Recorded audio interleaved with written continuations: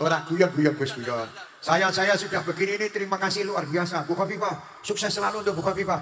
Saya termasuk orang yang selalu melihat apanya Bu Khofifah itu. WA-nan itu apa itu? Statusnya. Tak delok mesti menyerahkan ini, menerima ini, ngono terus tiap hari. Penyerahan dan penerimaan. Hebatnya Bu Khofifah. Jam berapapun beliau masih bekerja seperti itu. Saya kalau lihat mesti tak dongakno. Alah beb, golek rayu memang tak golek raya, golek rayu ben diundang neh ngono lho. Sebelum tanggal 31 Desember lah ijek iso ngundang neh insyaallah. Alhamdulillah Bu Khofifah luar biasa, luar biasa. Terima kasih semua para romo-romo kiai. Terima kasih dari Kementerian Agama kita. Terima kasih semuanya tokoh-tokoh masyarakat yang tidak dapat saya sebut satu persatu. Gembira, pokoknya urip harus bahagia.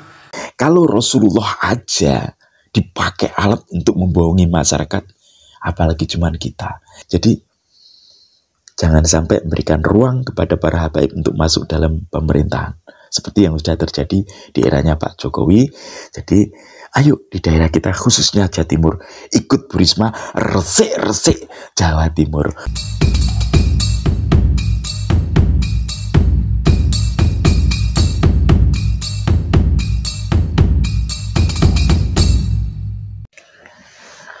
Assalamualaikum warahmatullahi wabarakatuh. Hamdan wa syukronillah amma ba'dah. Sahabat-sahabat HR News dimanapun berada, semoga senantiasa diberikan kesehatan, sehat walafiat, dan juga diberikan kemudahan dalam segala urusan kebaikan kita. Amin Allahumma amin.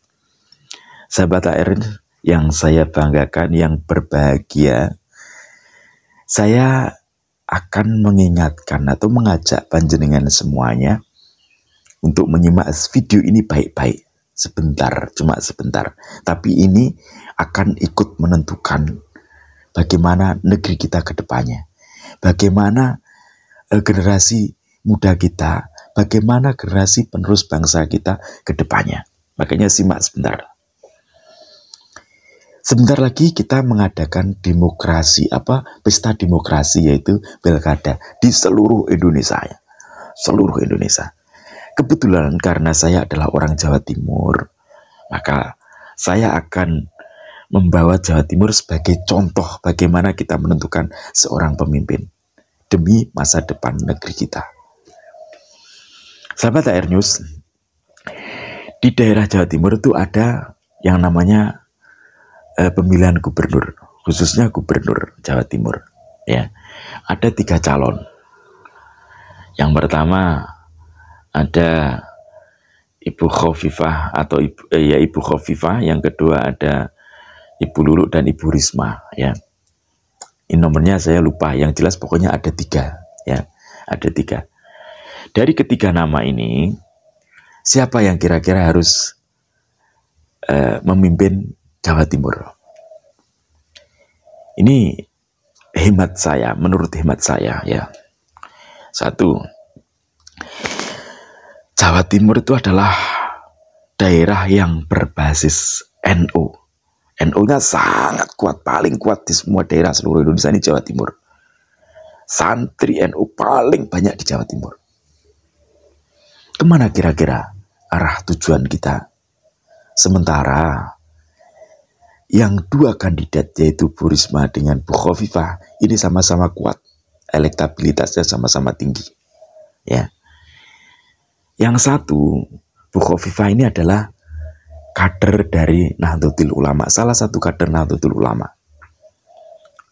Beliau berperan banget di Nahdlatul Ulama. Sedangkan Bu Risma, beliau adalah orang yang tidak ikut serta di dalam urusan NU atau di struktural NU, tidak.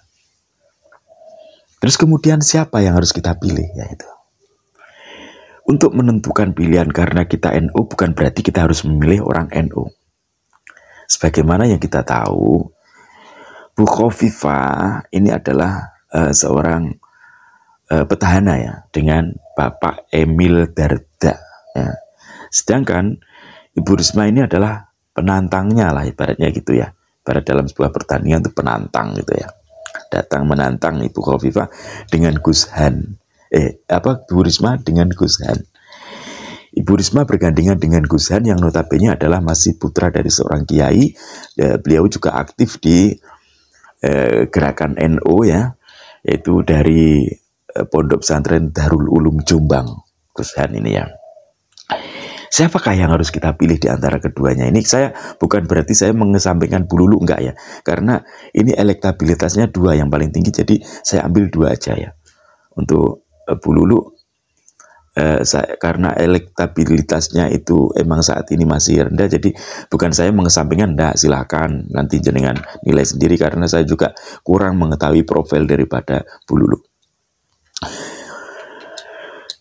Hemat saya ya untuk menentukan seorang pemimpin, satu, karena ini adalah masa-masa di mana kita sedang memberantas kezoliman di Indonesia. Yaitu datang dari mana? Bukan dari seorang pemimpin, bukan. Datangnya dari sebuah klan, yaitu klan Pahlawi. Yang mana di situ ada para habib-habib. Dan para habib-habib ini sudah kebiasaan mengatakan ya, sudah kebiasaan, bahkan sebagian besar mereka itu selalu mengatakan, barang siapa mencintai dzurriyyah Rasulullah, maka sama juga mencintai Rasulullah. Barang siapa membenci dzurriyyah Rasulullah, maka akan dilaknat oleh Allah dan Rasulullah. Nah, ini doktrin yang sesat. Sementara mereka bukanlah dzurriyyah Rasulullah. Gak terbukti sampai sekarang, mereka belum bisa membuktikan. Baik secara keilmuan ataupun secara genetik. Mereka gak bisa membuktikan sampai sekarang. Jadi hati-hati. Terus yang kedua, Ibu Khofifah ini kan salah satu kader NU, termasuk pimpinan Muslimat NU Jawa Timur juga Bu Khofifah ini ya. Jadi beliau erat gandengannya dengan NU ya, Bu Khofifah ini erat gandengannya dengan NU. Untuk mendulang suara dari warga NU itu jelas lebih besar Bu Khofifah. Akan tetapi perlu saya mengingatkan kepada jenengan warga NU Jawa Timur untuk waspada terhadap calon pemimpin yang mana dia masih erat berhubungan dengan kaum Ba'alawi atau klan Ba'alawi. Sebagaimana Bu Khofifah. Kemudian ada juga Gus Ipul kemarin ya. Itu dalam satu tempat bergandengan dengan Habib Syekh, mengundang Habib Syekh. Ya, mungkin ini juga arah untuk mendulang suara, saya juga kurang paham. Yang jelas mengundang Habib Syekh dalam sebuah acara yaitu Muslimat NU ya. Jadi maksud saya begini. Umat ini biarkan dia berpikir jernih. Ayo kita berpikir jernih. Kita kesampingkan dulu masalah mahabbah dan lain sebagainya. Termasuk cinta kepada NU, cinta kepada habaib. Kita kesampingkan dulu. Kita bedakan dulu. NU bukanlah habaib, habaib juga bukan NU gitu. Ya, kita sisihkan dulu. Jadi kita harus berpikir secara jernih. Bu Khofifah itu memimpin sudah satu periode dengan Kang Emil Dardak. Ya, ini yang jadi pikiran saya. Kemudian beliau maju lagi juga dengan Emil Dardak lagi. Yang ada dalam benak saya, loh, iyakah senyaman itu? Berpasangan bisa senyaman itu loh. Pak Jokowi aja dulu dengan Pak Yusuf Kala, kemudian periode kedua dengan Yai Ma'ruf Amin. Pak SBY juga demikian gitu. Dan masih banyak lagi lah. Saya baru menemukan seorang calon kepala daerah mencalon 2 kali dengan calon pasangan yang sama. Loh, ada apa ini? Apa terlalu nyaman? Hah? Apa ada sesuatu yang harus pokoknya harus saya nanti salah pula nyebutkan. Nah, dari pemikiran saya, karena terlalu nyaman mungkin ya, terlalu nyaman, aman, nyaman dan sebagainya, tentram gitu kan. Kemudian kok datang Ibu Risma dengan tagline-nya resik-resik Jawa Timur. Lah ini kan, ini yang bikin saya jadi greget di situ. Aduh, resik-resik Jawa Timur. Iya Bu, Jawa Timur memang harus diresiki kok. harus dibersihkan dari pengaruh-pengaruh Ba'alawi, Bu.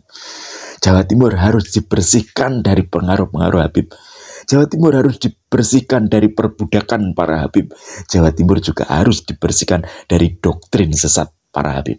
Saya setuju, Bu. Saya dukung. Aku pakai baju merah. Ya. Saya lebih suka memilih orang yang notabene adalah benar-benar berangkat dari status sosial yang sama. Orang-orang yang berangkat tanpa memakai embel-embel kekuasaan.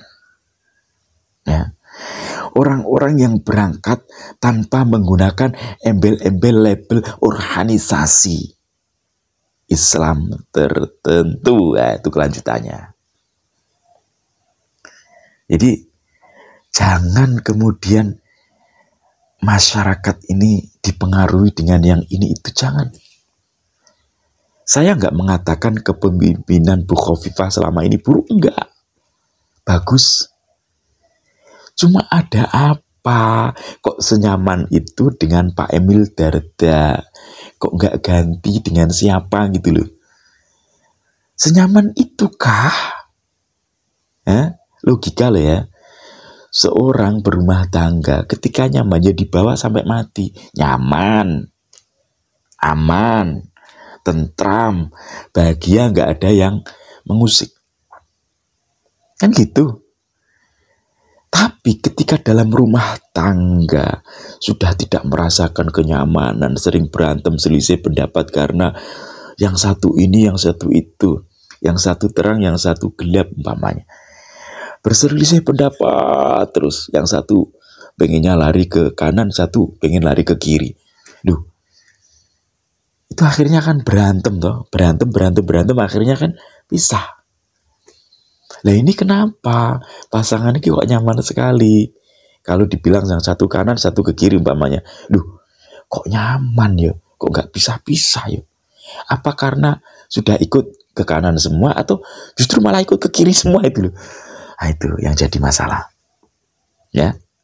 Jadi nggak perlu saya ulas panjang lebar sampai itu, nggak usah ya. Yang penting kita cukup tahu kenapa kok sampai senyaman itu. Perlukah? Apakah di dalam itu ada nya itu bahaya itu. Makanya saya cocok sekali dengan Bu Risma yang punya tagline resik-resik Jawa Timur. Emang harus dibersihkan. Dari mulai birokrasinya, dari mulai tata kotanya, semuanya harus dibersihkan. Termasuk adakah sesuatu yang perlu disapu bersih ya itu. Ini kalau Bu Risma saya emang sudah terbukti ya, wali kota 2 kali di Jawa Timur sukses. Mae arek-arek Surabaya, bahkan panggilannya tuh Mae arek-arek Surabaya. Para pendemo, para mahasiswa yang demo-demo itu kalau sama polisi nggak takut loh, takutnya sama Bu Risma. Beneran. Ya. Jadi itu aja mungkin yang perlu saya sampaikan, bisa untuk jadi gambaran. Sekali lagi di akhir video ini saya ingatkan, hindarilah memilih pemimpin yang terlalu nyaman dengan atau bermesraan dengan Ba'alawi, dengan Habib siapapun itu Habibnya. Ya, ketika mereka nyaman menyandang nama Habib, berarti mereka nyaman sebagai pendusta menyandang nama gelar Habib yang mengaku Dzurriyyah Rasulullah. Berarti mereka nyaman menggunakan gelar palsu yang berstatuskan Dzurriyyah Rasulullah tapi palsu. Hati-hati. Kalau Rasulullah aja dipakai alat untuk membohongi masyarakat, apalagi cuman kita. Kalau Rasulullah aja ya menggunakan nama Rasulullah saja untuk mencari kesenangan dunia, mereka tega, apalagi hanya kita, gitu loh. Jadi jangan sampai memberikan ruang kepada para habaib untuk masuk dalam pemerintahan seperti yang sudah terjadi di eranya Pak Jokowi. Jadi ayo di daerah kita khususnya Jawa Timur ikut Bu Risma resik-resik Jawa Timur. Wallahul muwaffiq ila aqwamit thoriq. Assalamualaikum warahmatullahi wabarakatuh. Salam NKRI resik-resik Jawa Timur.